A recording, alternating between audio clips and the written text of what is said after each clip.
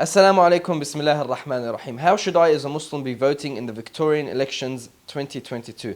Inshallah, let's go through this using the 5 necessities, ad-darurat in Islam. They are religion, deen, life, nafs, family and progeny, nasl, wealth, mal, and mind, aql. These are 5 things that Islam aims to protect. Now, for the respected brothers and sisters who have an attention span of a goldfish, and don't worry, I'm one of you sometimes, the short advice is, and I will literally read it, don't vote for the Labour or the Greens, or any party that will support a radical left agenda that will destroy our families and confuse little children about their gender. Even if they support multiculturalism and diversity and throw millions of dollars around to get Muslim votes. And I'll say this is specific to this election, the Victorian state elections 2022. As for the brothers and sisters that want to know a bit more or want to know the explanation and why I'm saying this, let's go through it inshallah. Some disclaimers.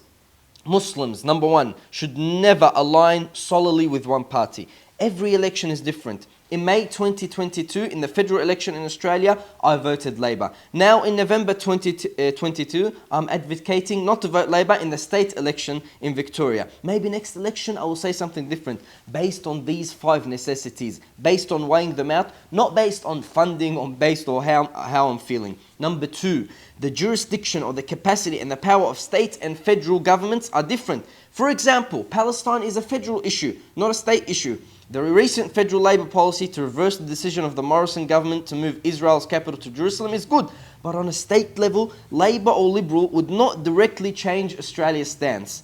Of course, they will influence to a degree, but anyway, on that issue, both Victorian parties have strong links with the Zionists on different levels. Number 3, priorities change with time. After 9/11, and even a bit before it, we needed to ally with the left in Australia because Islamophobia was an issue.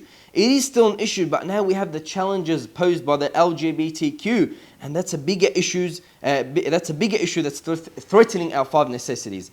And number 4, at the end of the day, we are not choosing, my brothers and sisters, in politics between angels and devils. We are choosing the lesser of the 2 evils per se. Our maxim or rule should be bring the most benefit and push away the most evil. And I'm not saying politicians are evil as persons. Some are very nice, but politics, everyone can agree that it is evil. Now, what are necessities? Necessities are, or darurat, matters that without them, living becomes impossible, drastically difficult, or society even crumbles without them. They take care of the individual and of society and create a balance between them. Religion and life, the first 2 that I mentioned, are always put on the top. The rest can be according to priority. And even them too, for example, if you're in the middle of the desert and there's no food except for pork, what do? You put your life over your religion. You're allowed to eat pork to stay alive.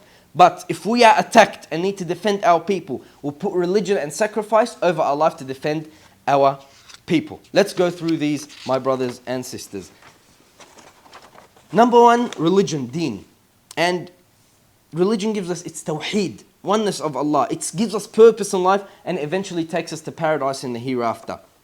Number 1, what I would say for religion, applying it to the elections. Any party or individual that is outwardly Islamophobic or has an extremist far-right ideology, for example, Pauline Hanson, should never be voted for or supported as they are a threat to us practicing our religion. And this being far-right is neither, I would say, of the 2 major parties in Australia. Also, the Labour Party and other left-leaning parties on this point are making laws that don't allow us to teach our values in Islamic schools when it comes, for example, on Islam's position on LGBTQ and freely choosing who teaches our students in Islamic schools. Also, however, on that point, the Labour Party will strengthen anti-vilification laws and put things into combat right-wing extremism, for example, the campaign against Islamophobia. The Liberal Party, however, by the way, is also doing an education program to teach schools about Islam and through different strands. And both parties, by the way, on that point of campaigning against Islamophobia or teaching the non-Muslims about Islam, have pledged very lousy amounts. $3 million, honestly, the average mosque in Victoria costs more than that. But that's on religion. Number 2, nafs, life. Allah honors human life, and that's why murder is haram, and anything that hinders the life is haram. Also, the Labour Party without parental consent is making it legal for a minor to change their gender, and the school will facilitate that, even if the parents say no, and this will ruin the lives of young children, and this can be seen on their website as shown.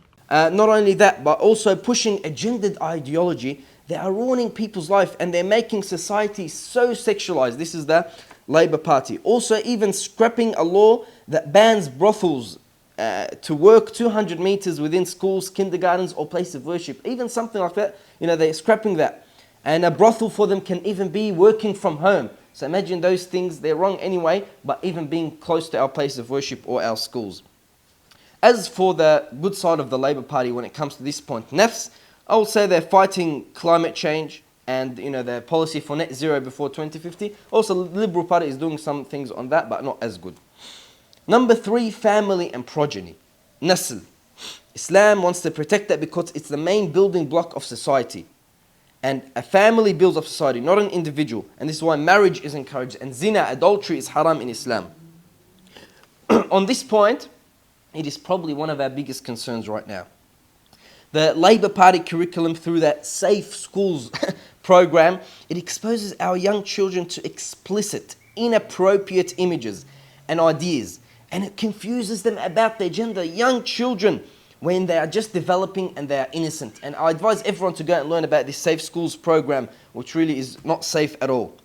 The Labour Party is also encouraging LGBT, and this will hinder our society's already struggling population growth and further fuel the aging population that is in all the developed nations. In Australia, the average age is around 38 years old. This is very old. In the Muslim world, go to the average country, 18 years old, 22, 25, and then they ask you why we have a shortage in workers in Australia. Number 4, wealth. Mal. Islam also wants to protect our wealth. It means all property. And this is why usury or riba is haram, because it allows the rich to take advantage of the poor. So we should take into account 2 things. Number 1, better economic policies for the average person. Which major party is doing this? There's 2 madhabs, I would say, since I'm talking in Islamic terms here on this. A madhab that would say the Labour Party is better because they have support for the working class more, and they're going to introduce, again, government-owned electricity in Victoria. This is one of the election promises. Number 2, and I'll literally read a quote from a brother who sent me this. He says, in today's world, government-running companies is a very bad idea. All their projects are riddled with delays and issues, and for small businesses, liberals always build a better economy for them to thrive in. So on this, everyone choose the madhab that you want to go through, or the way that you want to go through. But we should also take into account funding and support for infrastructure projects for the Muslim community and for the general Australian society, which we are part in. And both are throwing money at different things, some beneficial, some are not beneficial, but that's for everyone to go through. And money is important, wealth is important, but deen, nafs and family are more important. So go back to the points that I said before. Number 5 is the mind, aql. And we are only accountable if we have aql and if we have mind. And Allah made alcohol haram because it takes away the mind. Number 1, I would say there is no censorship on adult content for little children. And this corrupts their mind. This is a lot of what the Labour Party is doing. And in general, in also our society, this is a very big problem. As for I would mention this here, the Labour Party's Multicultural and Multi-Faith Law Reform Consultative Committee, they're saying we're going to have a committee, and whenever there's an issue, we're making a law, we'll come back to you. For the Muslim community leaders, I'll say, my brothers and sisters, don't be fooled by that committee. That will just literally inform you when they make laws. And they've already made so many laws and promises without asking anyone. So they're not going to come and ask. It's just going to be an informing thing. I believe it will be like a complete sham, to be honest. Weighing up these 5 things, I encourage everyone to go over them and see who you should vote for, based on your values. These are our values. These are your values as a Muslim. Go through them and see. We're not bringing religion into politics, but our values are based on our religion, and we're voting accordingly. This is what democracy is about. So the final advice would be, based on this, don't vote for the Labour Party or the Greens or any radically left-leaning party. May Allah choose the best, and I respect everyone else's opinions, as this is politics, and I ask Allah subhanahu wa ta'ala, but I remind everyone, before, vote according to your conscience and what will be better for the Muslim community. Assalamu alaikum.